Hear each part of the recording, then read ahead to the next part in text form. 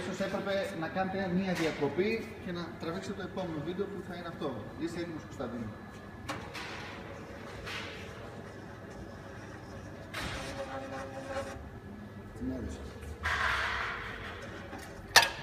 Ωραία, και τώρα έτσι όπως είναι, θα πάρει την διαθέσμηση, υπάρχουν. Κάτι έγραψε, ναι. Ωραία. Αυτό. Ωραία, και ξανά. Δεν πειράζει. Δεν πειράζει, ναι, ωραία. Μισό λεπτό. Ανοίγουμε, ανοίξτε λίγο την πόρτα. Αυτή την πόρτα εδώ. Άνοιξε την πόρτα.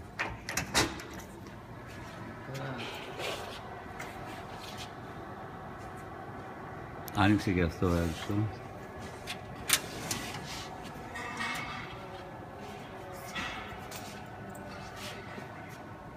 Ωραία. Να δείξουμε και την πλακέτα.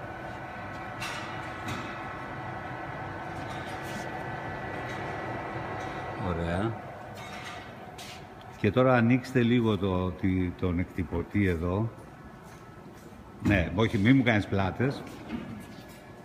Ωραία. Και τώρα τράβηξε το και πίσω.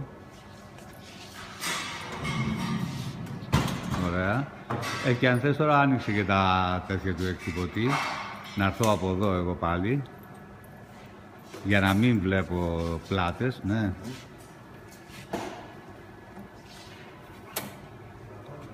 Ωραία, άνοιξε και το άλλο. Οπ. Τέλεια, μισό λεπτό.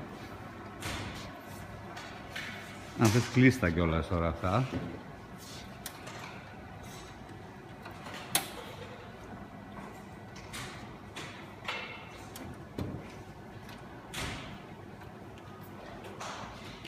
Ωραία. Και κλείσει και το καπάκι. Ναι. Ωραία. Και κλείσει και το καπάκι.